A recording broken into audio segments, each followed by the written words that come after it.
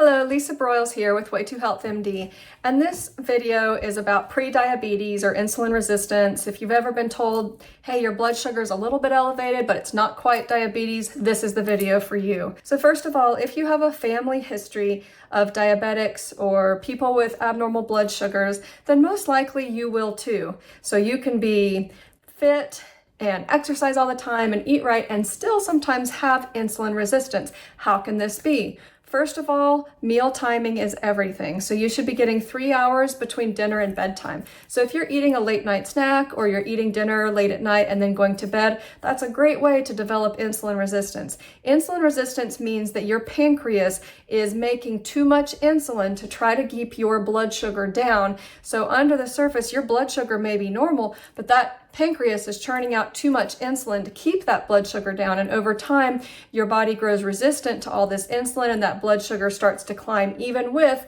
all of that extra insulin on board.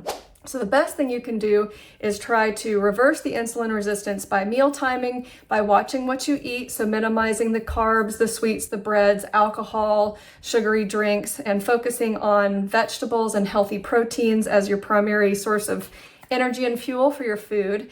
We talked about meal timing and exercise. If you can exercise first thing in the morning, that does better than exercising later in the day as far as reducing more sugar, helping your skeletal muscle use extra sugar to exercise. And then there's another tip I wanted to mention, something called a CGM or continuous glucose monitor. You can now get a CGM with a prescription from your primary care or internal medicine doctor. Catch is, only insulin-dependent diabetics are covered by insurance right now to get a CGM. What this means is if you have pre-diabetes, which honestly in my opinion is the best time to have a CGM, those people are not covered by insurance. So hopefully in the next few years, insurance will get smart and realize that, hey, if we pay for something preventive, these people will never develop diabetes in the first place. But the beauty of a CGM is you wear this little device for a week at a time. You change out the little lancet foot that goes under the skin. It's called a sensor once a week, and it tells you 24/7 what your sugar is doing. And so you can tell what foods are making your blood sugar go up. It connects to your smartphone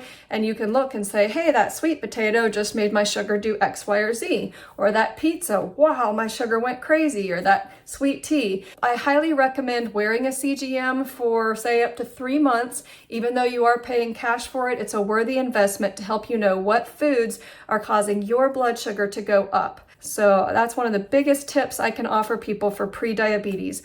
Yes, there are supplements on the market that also will reduce your blood sugar. Ideally, I would like you to do it via diet and exercise and meal timing, as we've discussed, a CGM. But if you do need a supplement, I would consider something with chromium and cinnamon, maybe some berberine. A nice blend like Gluco Supreme by Designs for Health is a great one that I use, both for my pre-diabetes and my non-insulin dependent diabetics can do well with that. As far as prescriptions, metformin will work for people that have pre-diabetes as well as diabetes. So I often have patients that are pre-diabetics or insulin resistant that go on metformin to help them lose weight. Metformin slightly suppresses your appetite, not as much as Ozempic, but safer. So metformin will not drop your blood sugar too low, and at a cellular level does promote anti-aging. So it is a cheap, great option, but it is prescription. If you have more questions, I'd love to talk to you in person. Thank you.